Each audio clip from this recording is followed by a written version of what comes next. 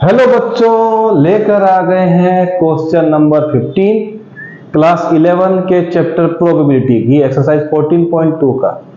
चलिए इसको सॉल्व करते हैं। मेरा नाम है गौरी शंकर माहेश्वरी और आप देख रहे हैं आपका अपना चैनल जीएसएम सर। 15 में गिवन है if E and F are events such that PE is equal to 1/4, PF is equal to 1/2 and PE and F is equal to 1/8, we have to find out first part P, E or F, second part P not E and not F। तो पहला part हम solve करते हैं, उस पर dependent दूसरा part है, उसको भी सॉल्व कर लेते हैं। तो चलिए सॉल्यूशन पे हम आते हैं, स्टार्ट कर देते हैं। जो जो वैल्यू गिवन है पहले यहां लिख देते हैं। हम लिखते हैं गिवन में हमें क्या है, PE जिसकी वैल्यू है 1/4, दूसरा है PF जिसकी वैल्यू है 1/2, फाइनली गिवन है P E के साथ एंड और F, मतलब दो गिवन है, इसकी वैल्यू है 1/8। तो हम आते हैं P E और F में। पहला पार्ट लिखा है P E और F।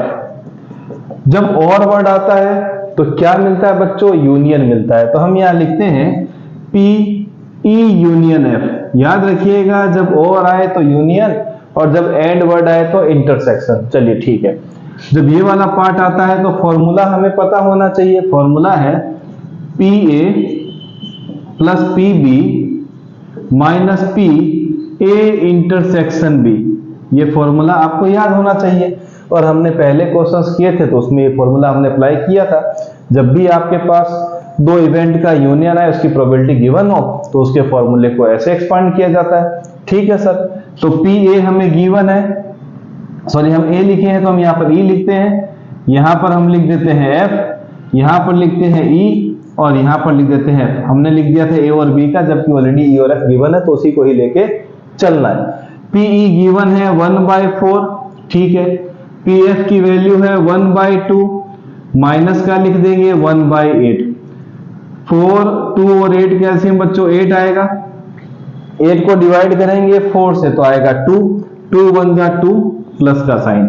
8 को डिवाइड करेंगे 4 से, 8 को डिवाइड करेंगे 2 से कितना आएगा 4, 4 1 जा 4, फिर आएगा माइनस 8 को 8 से डिवाइड करेंगे तो 1, 1 जाएगा 1 के पास तो 1 1 जा 1, 2 + 4 6 माइनस 1 अपॉन 8 मिल गया 5/8 पहले क्वेश्चन का आंसर।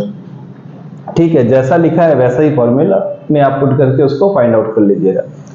चलिए नंबर 2 आते हैं। नंबर 2 पर हमें दिया है P not E and not F, not F। तो जब भी आपके पास एंड आए तो क्या करना है, इंटरसेक्शन। और नॉट वर्ड के लिए हमने अभी तक पढ़ा है जो भी नॉट वर्ड आए तो उसके ऊपर हम डैश लगाते हैं, तो हम लगा देंगे E डैश। एंड है तो क्या करना है, इंटरसेक्शन। नॉट F है तो क्या कर देंगे, F डैश। ये कॉन्सेप्ट तो ठीक है। अब हमारे पास डी मॉर्गन साहेब आ गए, मैथमेटिशियन थे बहुत बड़े। उन्होंने कहा मुझे भी यहाँ पर यूज करो। तो जैसे ही हम डी मॉर्गन को यूज करते हैं, डी मॉर्गन के लॉ को यूज करते हैं तो आता है P, इसको हम चेंज करेंगे यूनियन में और इस पूरे के ऊपर क्या लगा देंगे, डैश लगा देंगे। हम यहां लिखेंगे using D Morgan's law, D Morgan's law. Morgan law का यूज करके ऐसा बना दिया। अब हमें पता है कि जब भी हमें कोई दो इवेंट मिलते हैं PA प्लस PA नॉट, मतलब PA बार कितना होता है, 1 होता है। तो हमें यहाँ पर ये जो डैश मिला इसका मतलब नॉट है। तो हम क्या करेंगे, PA नॉट को कैसे निकालेंगे, 1 में से माइनस करके। मतलब अगर हमें इसको सॉल्व करना है तो हमें क्या करना पड़ेगा, 1 माइनस PE यूनियन F निकालना पड़ेगा। डैश को अगर वैल्यू निकालना हो तो हमें 1 में से माइनस करना पड़ेगा। ठीक है सर। 1 माइनस ये वैल्यू हम कहीं निकाल चुके हैं क्या, वो ये रही। इसकी वैल्यू आई थी 5/8, तो मैं लिख देता हूं 5/8, इसके साथ 1 आएगा तो मिल जाएगा हमें एलसीएम में 8। ठीक है, 8 को डिवाइड करेंगे 1 से तो आएगा 8, 8 1 जा मिल जाएगा 8। ठीक है, साइन है माइनस का, 8 को अगर 8 से डिवाइड करेंगे तो 1, 1 5 जा 5, तो मिल गया 3/8। तो हमें जो यहाँ पर ये वर्ड मिला था इसका आंसर कितना आ गया 3/8, ये इसका आंसर। तो ध्यान रखने वाली बात क्या है कि अगर आपको एंड वर्ड मिलता है तो आप क्या लगाएंगे बच्चों, इंटरसेक्शन, और जैसे ही और मिलता है तो क्या लगा देंगे, यूनियन। सॉल्व करने का तरीका था डी मॉर्गन लॉ का यूज करके, तो ये अप्लाई कीजिएगा।